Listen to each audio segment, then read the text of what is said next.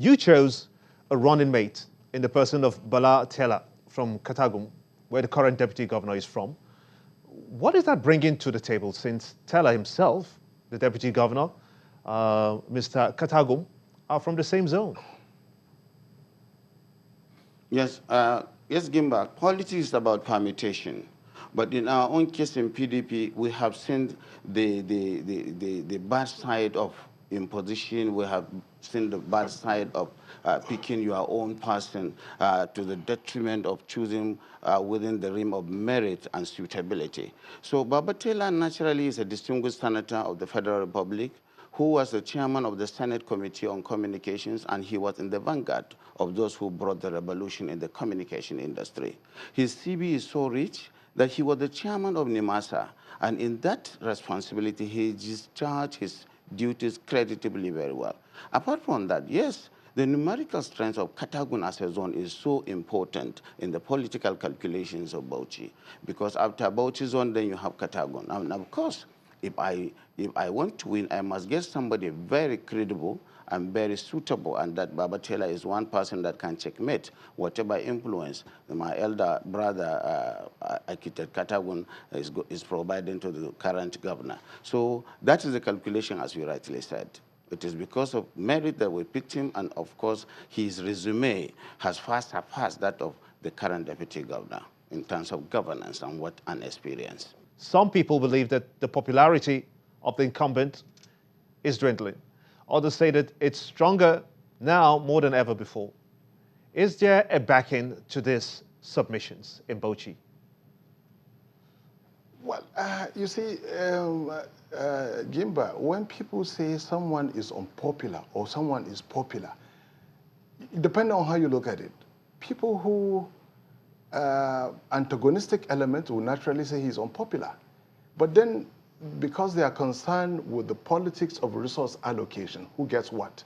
Naturally, if you don't get your way, you will say someone is not popular. If you have your way, then that person is popular. But if the pushing comes to shove, when you get down to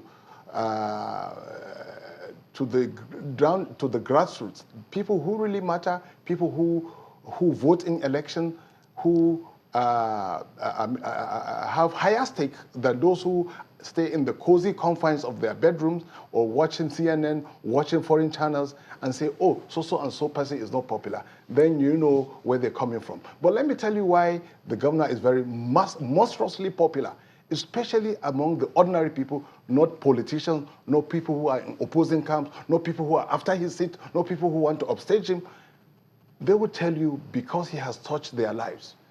Go to anywhere in Bauchi State, across the 20 local government, you will see something that has been touched by Governor Emir Abubakar reforms. And his reforms are all encompassing.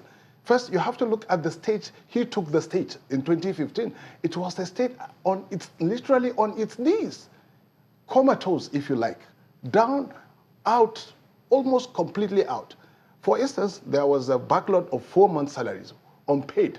And if you know Bauchi very well, Bauchi is a civil service state until this reformer came along to diversify the economy and open up, attract investors. I'll give you instances how the economy has been diversified. When he took over, and I'm saying this against the backdrop of people who say he's unpopular. If you look at what he's done, the indices indicate otherwise. And we're talking about indices, concrete, verifiable truth, not speculation, not dissent. When he took over in 2015, the state of the economy was in doldrums. 4 months outstanding salary, he cleared that. And then by doing that, inject something into the state GDP.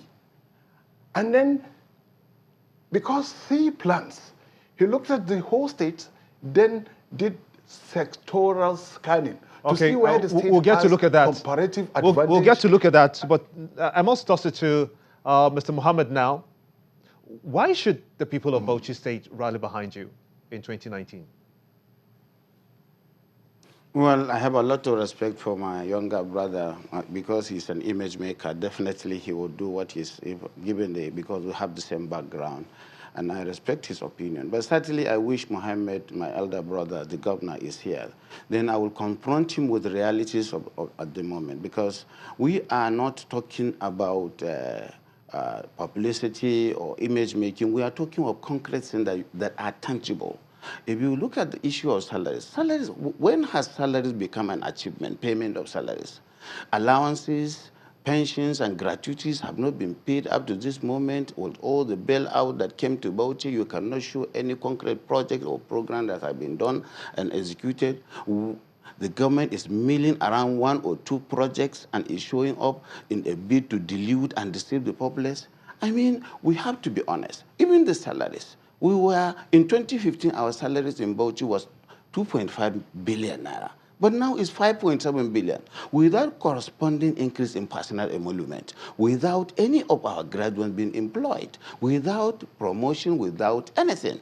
And so, of course, there are so many things that is happening. If you look at the agricultural sector, we are just lucky our soil is within the savannah and it's loomy, the soil that you can plant anything and get it out. There is no value added.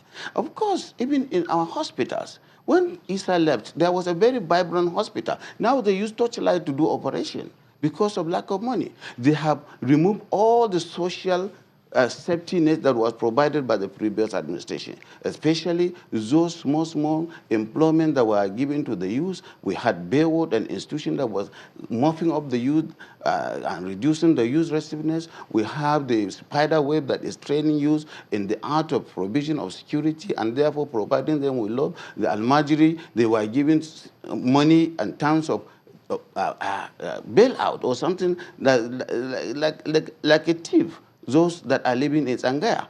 But all these things are not there. The state is perverted by disillusionment and despondency. But let's look at the issue. Happiness. If I may come in here again, let's look at the issue of security very quickly before we round up. I need a clarification, as a matter of fact, from you on a particular statement credited to you wherein you allegedly said that the outcomes of the elections will be catastrophic if elections in your stronghold are altered in any way. Let me get the clarification. Did you actually say State is my stronghold? I think Bauchi State is ripe for a change. And of course, we are seeing what happened. We saw what happened during the last by-election as alluded by Ali M. Ali. And of course, the election was fraught with a lot of irregularities. Of course, most of the areas where we had comparative advantage were cancelled by INEC. And of course, what I said, you cannot bring peace when there is injustice and inequality. I was bringing it to the notice of the security agencies. Already, the MA administration has established a militia that is going around the town removing our posters and billboards and beating up and locking up our people. We have sent a petition. Of course, there must be level playing field. In government, when you are a governor, you are the chief security officer and you are the chief executive officer.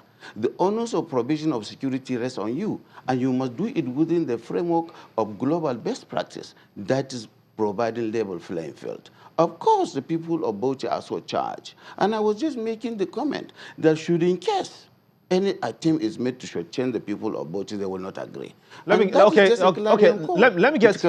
the views of Ali M. Ali.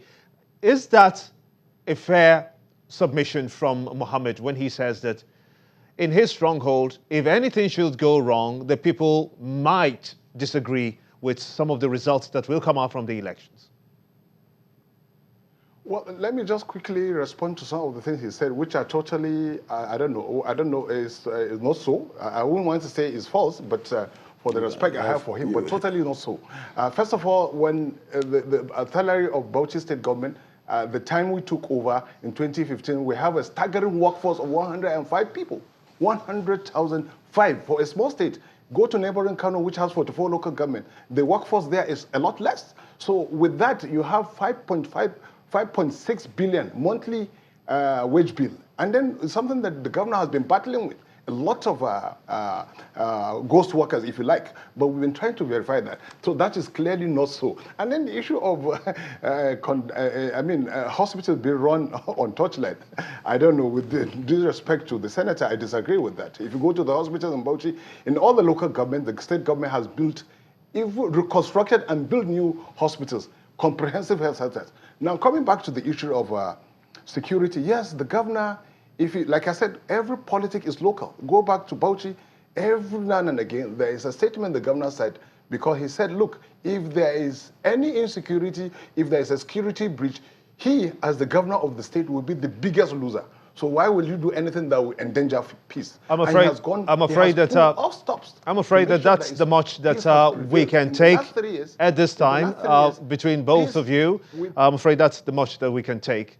My apologies, we've run out of time, as a matter of fact. I must indeed thank you. The PDP governorship candidate in Bauchi State, Bala Muhammad, and also former Minister of the Federal Capital Territory, as well as Ali M. Ali, the Special Advisor to the Governor of Bauchi State, for sitting in for the Governor, because we had extended this invitation earlier. Thank you so much indeed for talking to us.